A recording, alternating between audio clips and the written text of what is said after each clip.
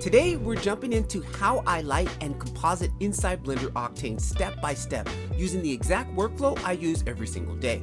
Most beginners think lighting is just throw up a few area lights and hope it looks good. But once you understand how Octane actually responds to real world scale, fall off, camera imaging, lighting becomes stupid simple.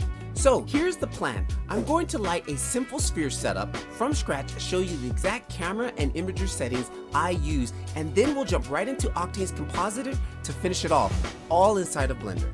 My name is Patrick LeVar. I've been learning Blender Octane for the past 5 years and teaching everything I know and giving it out for free. I've also built one of the top Blender Octane communities online where serious artists get access to exclusive materials, feedback, direct support, and enough of the jibber jabber. Let's just get straight into the video. Alright guys, here we go. So I've got this sphere, which is going to be the main thing inside of my thumbnail, and I always have something for reference. So this is about the size of a body. So let me go ahead and hide that for a minute. This scene here is my default startup kit scene that comes with members who are in my Blender Octane community. I have another version that's a little bit more simple, the free version, which is also in my free community. So links down below, you can join my free community and download my startup file there. This one is a little bit more advanced and has a lot more things inside of it. So what I want to do here is I want to black out my whole scene. So I'm just going to go ahead and hit that 2 times. That blacks out my scene, and also reflections and any backgrounds. I want to go black that out. So this is going to be our start here. My camera, I am using a real lens camera. So if I come into my camera here, click on my camera, turn my camera on, camera, 50mm lens, right here, real lens, 50mm. These ones are all like these presets that are made by Octane, and they're basically mimicked on real world cameras and all their goodness and goodies. We go with 2.0 lens. I'm liking that. All right, now what I'm going to do is just some basic lighting setup here. I'm going to jump into my other viewport here, which I use for when I'm doing lighting stuff, kind of put that down onto the side when I'm working in the viewport here. I do have like this dome backdrop here, which I've downloaded from the Grayscale Gorilla Studio assets. Again, if you are watching this video in November, we are in the Black Friday sale. And I just purchased the 1-year subscription to the full version of Octane. Just check out my other video. I have a video here that talked about the Black Friday sale. It's the best time in the year to buy the Octane Studio version. So I got this plus nice. So I'm really cool, really cool. So we got that here. And as far as lighting, I'm going to come in here and I'm just going to drop in a area light. Going to probably go for maybe just a general 3-point lighting setup. I'm going to scale this on the Y, kind of like mimicking a fluorescent light box kind of deal. Something like that. And then what I like to do is I like to use real world type specs on here. I'm going to delete this emission node. And again, I'm going to pop into here and go to emission, click on that tab, pop up black body emission. I like to use a black body. 6500 is good, 100 watts. I'm going to make this a 175, a little bit more brighter. All right, I'm liking that. I'm also going to adjust the height of it. Again, just so it's just out of screen, and then look, we got a little of a shadow line there. So I might actually grab our dome here and just kind of make it bigger. Nope, maybe let's bring it back. Nope, that's not, kind of maybe bring it forward just to get rid of that. Actually, we're getting some spill on the back of that. So let's kind of just bring that back. I'm going to probably grab my light again, GZ it up higher. Yeah, I'll just bring it up higher that way. All right, I want my sphere to sit a little bit more back in the scene. Maybe something. Actually, I'm going to go a little further back. Are we clipping on the back? We are clipping onto the back. So let me undo that. And I'll make sure we're not clipping in the bottom. Good. I'm actually going to just scale this up. I want this bigger. Apply scale. Put a material or something on that. All right. So I like that. And then now let's go ahead and I'm going to scale this light up a little bit. GZ it up like that.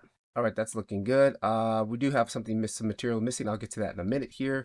And what I want to do is get a kind of like a side lighting going. So I'm just going to shift duplicate this. Right, pull it away. I'm going to come over here into my properties. I'm going to grab a consistent or a constraint, track 2, grab that, and I'm going to select the null box. Do that there.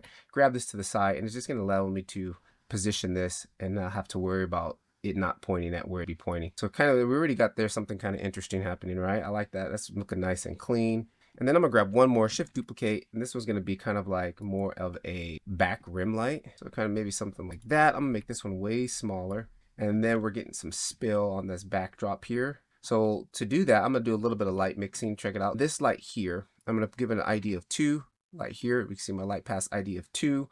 And then I'm gonna click the backdrop. I'm gonna go into the object and then scroll down until we see this whole panel, and right here, light mask. I'm just gonna click 2, and now you can see that's disappeared off of there. So that's super easy, right? I'm gonna grab this light, maybe move it forward, G, Y, Maybe get a little bit more light spill on the front there. And now what I'm gonna do is come back, and there's really no real rules. I mean, it's what looks good to you. I like to mute everything and then come back and start playing with them. Okay, so this is gonna be our backlight here, hair light. So we call it in the industry when I was doing lighting, hair light. Let's see, what I want to do on this is give it a little bit more narrow spread so we get a little bit of a shadow. Come here and I can grab this and just go maybe like 0.5. Okay, that's not looking too bad there. And I might give this a little bit warmer color, maybe like a 5600. Just offset there a little bit. And let's jump in here. I might bring it closer. That, kind of just looking at this area here. Maybe even bring it down a little bit. Looking for some interesting light play here. Get over. I just wanted to grit that. I'm like this highlight right here. You can see this highlight, this kind of crest. I just wanted to kind of be like shing on the edge there. All right, I kind of like that. Now we got it in the viewport, like, or we can see it there. All we have to do is just come over to opacity, put that to 0. All right, I like where that's at. I'm gonna bring the power down to maybe like 50. Okay, I kind of like that. And then actually I should be turning on these other materials here. I forgot to plug them back in. I'm gonna click in here, go to plug that back in. And actually, let me just go ahead and turn that off for a minute. Let's come back in here, make sure these are all connected. Again, if you're interested in this right here, this is another video that I have where I break down the material. This was a challenge inside of our community, sphere challenge, and one of our members did this fantastic. He's got some great detail on this. So I break this whole material down to show you the node setup like here and how he did everything. It's very simple but very powerful. Let's make sure everything's plugged in, and this one should be also. Okay, good. We got all those plugged in now. Let's go ahead and fire this back up. All right, nice, good. That looks great because we do have some kind of specular material going on in here. Now let's go back to our top light here. Let's turn this back on. Actually, this is our main front, our key light. We'll just call this our keys, our main key right here on the front. I like that. Really like that position here. Let me go to the top. Maybe just drag a little bit more to the side. Let's just play, see what kind of looks we get here. Definitely don't want nothing straight on. That is completely boring and flat. You always want to come at an angle with your key light just to get some interesting stuff going on. This side might be a little bit better than this side because, well, the specular material is kind of reacting both ways. But I think I like it from this side. And this one here, I'm going to make it a bigger light. It's going to be a nice big softbox. Again, I'm working to real world scale. So like this is the guy here. So we're looking at like a 5 foot, maybe 6 foot wide softbox here. Again, it's important to work in real world scale, especially with Octane. That's the way it works. Really, you should practice that with any render engine. I think I really want to give this key light maybe a little bit more power, maybe like 185. Okay, I kind of like that. And let's go and turn on our fill light. Here's our fill light. Let's call this the fill. Or it's actually more like a top fill light. Okay, so with this one here, that's pretty cool, but we're losing a little bit of dynamics on the shadows and stuff. So let me see. I really like that. That does feel a little bit more dry. I think this might just be a little bit too hot. Let's make it a little bit bigger and maybe even taking this power down to like 75, maybe 50. And let's see what it looks like on. You can see here we got a little bit of shadow here, which looks nice. And then if we turn that on, it kind of kills that shadow a little bit. I'm going to grab this guy, this top light here. I'm going to add a constraint to it. Again, select the box, my empty. And I'm just going to shift this off to the side more, off to this side more. Even more to the side. I want it to be more kind of like opposite side. We're kind of filling in these shadows here. Let's maybe bring it down just a tad bit. Actually, I'm going to zero it out to 0 and maybe bring it in at 25 just to fill in a little bit of these shadows. 30. I kind of like that. Let's go full screen now so we can see what we're doing. All right, I'm going to go back to my layout and let's see what we're looking like in here. Full screen minus all the overlays. All right, now this is okay, but for a thumbnail, we got a lot of dead space. And most of the time I put my text here. And I want to avoid this area here because of the YouTube timer is going to be here. So this is kind of a dead zone. I feel that I could probably fill up. I do want to fill up the screen a little bit, leaving some side on here. So maybe shifting this over a little bit. I'm going to grab the sphere. I'm going to grab my camera, unlock, and I'm just going to hold down shift and kind of get something more over here and push in a little bit to fill up the screen a little bit more.